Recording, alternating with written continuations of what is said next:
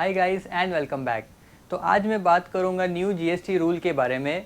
तो ये नया रूल क्या है, इसके क्या फ़ायदे हैं, क्या नुकसान है, और आप एज अ बिजनेसमैन या एंटरप्रेनर किन बातों का आपको ध्यान रखना चाहिए, ये मैं आज आपको बताऊंगा। तो सबसे पहले मैं ये बताऊंगा कि जीएसटी किस तरह से काम करता है। तो फॉर एग्ज़ाम्पल, जैसे आपने एक 100 रुपये की एक चीज़ ली, उसके ऊपर 18% जीएसटी है, तो उसका कॉस्ट हो गया 100 + 18 118। अब इसको जब मैं सेल करता हूँ तो इसके मेरा प्रॉफिट डालता हूँ, समझिए 11 रुपीज़, जो बेसिक कॉस्ट था, मतलब 111 हो गया। अब इसके ऊपर मैं 18% जीएसटी ऐड करूँगा तो ये अप्रॉक्सीमेटली 20 रुपीज़ हो जाता है। अब जब वो चीज़ परचेज़ की तो मैंने उसके ऊपर 18% जीएसटी पे किया, और जब मैंने उसे सेल की तो उसके ऊपर मैंने 20 रुपीज़ जीएसटी रिसीव किया। तो अब ये दोनों का जो डिफरेंस होता है 20 - 18, तो ये 2 रुपीज़ होते हैं, ये मुझे गवर्नमेंट को डायरेक्टली भरने होते हैं, और जो 18 रुपीज़ है वो मैं सप्लायर को देता हूँ, जो वो आगे भरता है। तो इस तरह से जीएसटी काम करता है।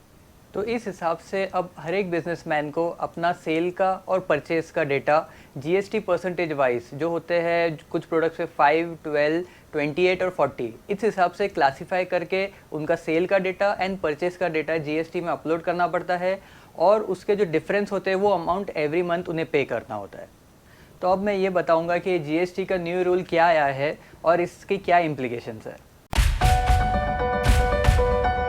तो ये जो न्यू जीएसटी का रूल है, इसके अंदर ऐसा है कि अगर आपका सप्लायर अपना जीएसटी रिटर्न फाइल नहीं करता पर्पसली, या अगर वो लेट करता है, तो उसका जो परचेस का अमाउंट है वो हमें फिर से गवर्नमेंट में भरना पड़ता है। तो जैसे मैंने पहले एग्जांपल दिया था कि जो 18 रुपीज़ मैंने सप्लायर को दिए हैं, वो मुझे दोबारा से 18 गवर्नमेंट में डिपॉजिट करने पड़ते हैं।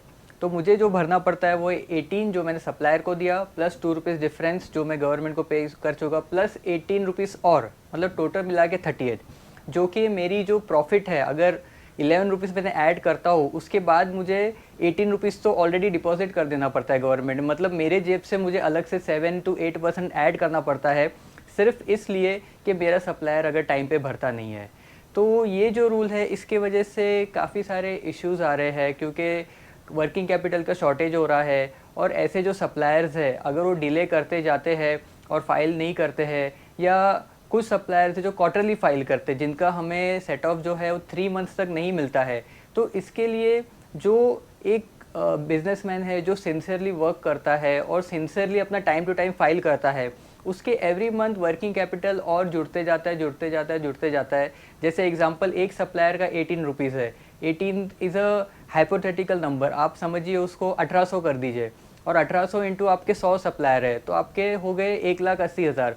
तो अगर 1,80,000 हमेशा एवरी मंथ अगर आप ज़्यादा से ज़्यादा डिपॉजिट करते जाते हैं जीएसटी में, तो आपके जो सिंसियर डूइंग बिजनेसमैन है उनका वर्किंग कैपिटल कम कम कम हो जाता है, और उनको आगे बिजनेस किस तरह करना है ये करने के लिए एक बहुत बड़ा सवाल उठता है।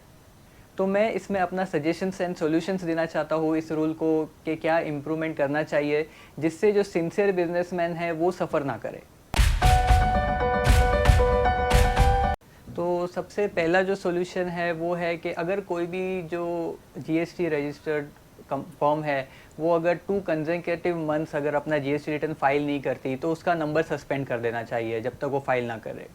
दूसरा सॉल्यूशन ये है कि जो परचेस का जो सेट ऑफ का जो ऑटो पॉपुलेट हो रहा है, जिसके वजह से आपको सेट ऑफ नहीं मिल रहा, उसको एवरी मंथ की जगह एवरी सेकेंड मंथ करना चाहिए, ताकि अगर किसी ने 10th तक फाइल नहीं किया, तो अगर 20 तक भी कर देता है, तो जो सप्लायर है जो उससे परचेस करता है उसके ऊपर बर्डन ना आए।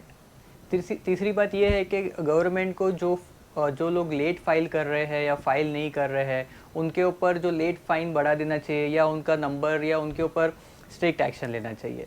तो ये 3 तरीके जिससे जो सिंसियर डूइंग बिजनेसमैन्स है वो अपना काम बिना टेंशन के कर सकते हैं, क्योंकि वैसे ही आप जानते हो कि लॉकडाउन के बाद बिज़नेस काफ़ी सफ़र किया है, और अब एक एक चीज़ अगर ऐड होती जाएगी, जो लॉकडाउन के वजह से वर्किंग कैपिटल बहुत कम हो गए थे, लोगों के पास फंड्स नहीं है, तो अगर इसमें जीएसटी का एक बर्डन और बढ़ जाएगा तो हमारी जीडीपी और भी नीचे जा सकती है। सो गाइस, आज का ये जो वीडियो जीएसटी के बारे में है, इसके बारे में आपका क्या ओपिनियन है? आप कमेंट कर सकते हैं और मुझसे शेयर कर सकते हैं। और अगर अच्छा लगा आज का वीडियो तो इसको लाइक, कमेंट, सब्सक्राइब और शेयर ज़रूर करें। और आपके कुछ सजेशंस और फीडबैक है तो उसे भी ज़रूर मुझे दें। Thank you guys, see you again, bye bye.